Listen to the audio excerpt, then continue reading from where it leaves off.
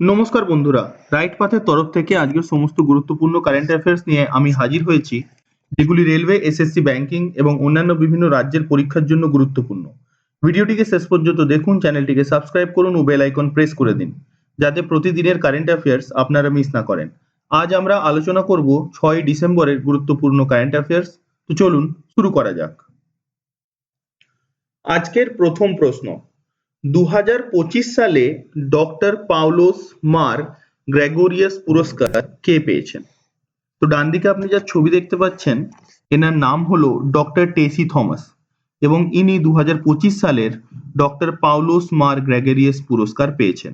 বিজ্ঞান, বিশেষ করে মহাকাশ ও ক্ষেপণাস্ত্র প্রযুক্তির যুগান্তকারী নেতৃত্ব এবং নারী ক্ষমতায়নের তার অসাধারণ অবদানের স্বীকৃতি রূপে এই পুরস্কার দেওয়া হয়। এই পুরস্কারটি সোফিয়া সোসাইটি, যেটা দিল্লিতে অবস্থিত, সেখান থেকে দেওয়া হয়। তো এটি যিনি পেয়েছেন তিনি ভারতের প্রথম মহিলা বিজ্ঞানী টেসি থমাস, যিনি একটি ক্ষেপণাস্ত্র প্রকল্প অর্থাৎ অগ্নি 4 এর নেতৃত্ব দিয়েছেন এবং এনাকেই আমরা মিসাইল উমেন অফ ইন্ডিয়া বলে জানি। তো ডক্টর টেসি থমাস এই পুরস্কারটি জিতে নিয়েছেন। পরের প্রশ্নটি হলো, সম্প্রতি তামিলনাড়ুর কতগুলি পণ্য নতুন জিআই ট্যাগ পেয়েছে? তো ডান দিকে আপনি 5টি পণ্যের ছবি দেখতে পাচ্ছেন, যেগুলি হলো ওরাইয়ুর সুতির শাড়ি, কবিন্দপাদি নাট্টু স্যাকরাই, নামাক্কাল মাক্কাল পাথিরাঙ্গাল, থিয়াম্মালি চাল এবং আম্বাসামুদ্রম চিপ্পু। এই 5টি প্রোডাক্টকে তামিলনাড়ু থেকে জিআই ট্যাগ দেওয়া হয়েছে। তো তামিলনাড়ুর 5টি প্রোডাক্ট জিআই অর্থাৎ জিওগ্রাফিক্যাল ইন্ডিকেশন ট্যাগ পেয়েছে। এটি নিয়ে তামিলনাড়ু টোটাল 74টি প্রোডাক্ট এমন যেগুলি জিআই ট্যাগ পেয়েছে।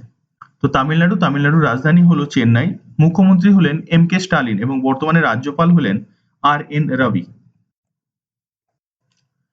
পরের প্রশ্নটি হলো, এএসআই অর্থাৎ আর্কিওলজিক্যাল সার্ভে অফ ইন্ডিয়ার সুরক্ষিত হেরিটেজ সাইটগুলির মধ্যে পর্যটকদের আগমনের নিরিখে শীর্ষস্থানে কে রয়েছে?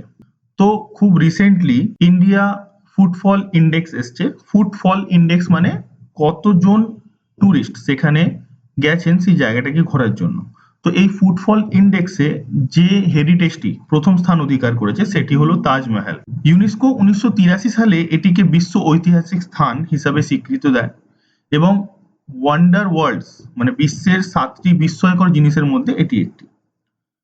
পর্যটন মন্ত্রণালয়ের সর্বশেষ তথ্য অনুযায়ী 2024-25 সালে তাজমহলে প্রায় 69 লক্ষ পর্যটক এসেছিলেন এবং সেই জন্যই এটি হেরিটেজ ফুটফল ইন্ডেক্সে প্রথম স্থান অধিকার করেছে।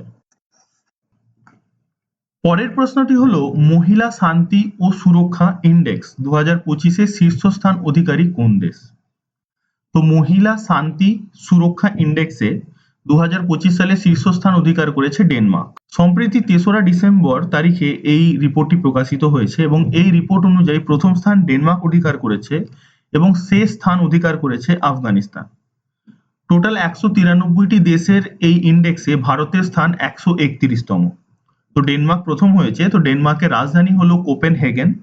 ডেনমার্ক মুদ্রা হলো ডেনিশ ক্রোনা এবং বর্তমানে ডেনমার্কের প্রধানমন্ত্রী হলেন মেটে ফ্রেডেরিকসন। পরের প্রশ্নটি হলো, সম্প্রতি কোন প্রাক্তন রাজ্যপাল পরলোক গমন করেছেন? ডান দিকে আপনি যা ছবি দেখতে পাচ্ছেন এনার নাম হলো স্বরাজ কসোল এবং ইনি মিজোরামের প্রাক্তন রাজ্যপাল যিনি পরলোক গমন করেছেন। মিজোরামের প্রাক্তন রাজ্যপাল স্বরাজ কসল সম্প্রতি পরলোক গমন করেছেন। তিনি মিজোরামের প্রাক্তন রাজ্যপাল এবং সুষমা স্বরাজের স্বামী ছিলেন। ইনি 1990 থেকে 93 সাল পর্যন্ত মিজোরামের রাজ্যপাল ছিলেন এবং ইনি পরলোক গমন করেছেন। আমি আপনাদের বারবার বলেছি যে কারেন্ট অ্যাফেয়ার্স জিকের মতো বিষয় নয় যাকে আপনারা মুখস্থ করে স্টোর করে রেখে দেবেন। এটি প্রতিনিয়ত পরিবর্তিত হতে থাকে, তাই আপনি আজকে যেটা পড়ছেন সেটা 6 মাস পরে রিলেভেন্ট নাও হতে পারে। তাই কারেন্ট অ্যাফেয়ার্স মুখস্থ করার সব থেকে সহজ উপায় হলো আপনি রোজ সকালবেলা উঠে রাইট পাথের এই কারেন্ট অ্যাফেয়ার্স এর ভিডিওটি দেখে নিন এবং রাত্রে শোবার আগে এই ভিডিওর পিডিএফ ভিডিওর ডেসক্রিপশন বক্স থেকে অথবা টেলিগ্রাম চ্যানেল থেকে ডাউনলোড করে সেটিকে রিডিং পড়ে শুয়ে পড়ুন। আপনি যদি প্রতিনিয়ত এই অভ্যেসটিকে পরিণত করতে পারেন, আমি আপনাকে কথা দিচ্ছি যে আপনার পরীক্ষায় আসা একটিও কারেন্ট অ্যাফেয়ার্স ভুল হবে না। পরের প্রশ্নটি হলো, ফিচ রেটিংস 2025-26 আর্থিক বছরের জন্য ভারতের জিডিপি বৃদ্ধি দর পূর্বাভাস কত শতাংশ করেছে?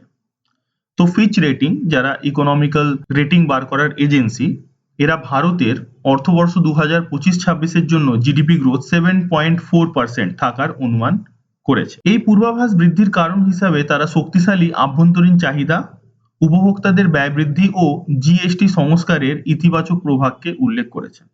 তো ফিচ রেটিং জিডিপি গ্রোথ 2025-2026 ফাইন্যান্সিয়াল ইয়ারের জন্য 7.4% অনুমান করেছে।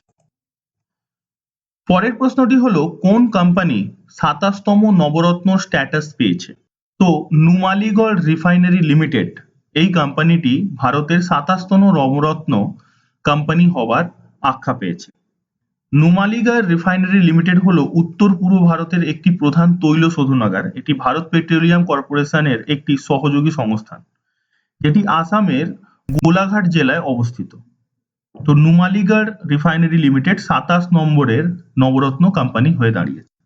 নবরত্ন কোম্পানি সেগুলোকেই বলা হয় যেগুলোর মার্কেট ক্যাপিটাল 1000 কোটি টাকা ক্রস করে যায় এবং যারা যে কোনো মুহূর্তে 1000 crore অর্থাৎ 1000 কোটি টাকার উপরে ইনভেস্ট করার ক্ষমতা অর্জন করে নেয়, সেই কোম্পানিগুলোকেই নবরত্ন কোম্পানির স্ট্যাটাস দেওয়া হয়।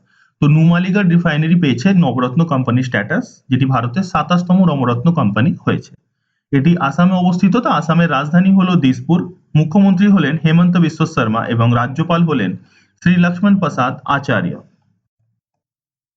পরের প্রশ্নটি হলো, জেরুসালেম মাস্টার্স 2025 দাবা প্রতিযোগিতায় শিরোপা কে জিতেছেন? ডান দিকে আপনি যা ছবি দেখতে পাচ্ছেন তার নাম হলো অর্জুন এরিগেসি, এবং বাঁদিকে আপনি যাকে দেখতে পাচ্ছেন বসে, ইনি হলেন বিশ্বনাথন আনন্দ। তো অর্জুন এরিগেসি বিশ্বনাথন আনন্দকে হারিয়ে জেরুসালেম মাস্টার্স 2025 দাবা প্রতিযোগিতার শিরোপা জিতে নিয়েছেন। এই জয়ের মাধ্যমে অর্জুন $5500 পুরস্কারও পেয়েছেন। তো অর্জুন এরিগেসি বিশ্বনাথন আনন্দকে হারিয়ে জেরুসালেম মাস্টার্স 2025 দাবা প্রতিযোগিতার শিরোপা জিতে নিয়েছেন। পরের প্রশ্নটি হলো, 15তম আন্তর্জাতিক বালি শিল্প অর্থাৎ স্যান্ড ফেস্টিভ্যাল 2025 কোথায় অনুষ্ঠিত হয়েছে? তো 15তম আন্তর্জাতিক স্যান্ড ফেস্টিভ্যাল কোণার্কে অনুষ্ঠিত হয়েছে। 15তম আন্তর্জাতিক বালি শিল্প উৎসব 2025 ভারতের উড়িষ্যার কোণার্কের চন্দ্রভাগা সমুদ্র সৈকতে অনুষ্ঠিত হয়েছে।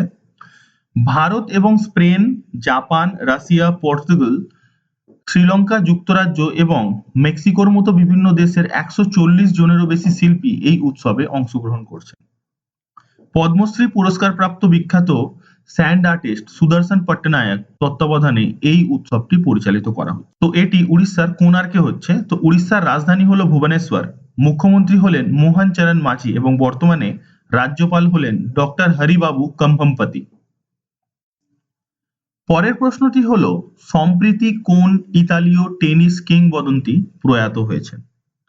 ডান দিকে আপনি যা ছবি দেখতে পাচ্ছেন এনার নাম হলো নিকোলো পিয়েত্রাঙ্গেলি, এবং এই নিকোলো পিয়েত্রাঙ্গেলি ইতালির সেই টেনিস কিংবদন্তি যিনি পরলোক গমন করেছেন। তিনি 92 বছরে 1 ডিসেম্বর তারিখে মারা যান।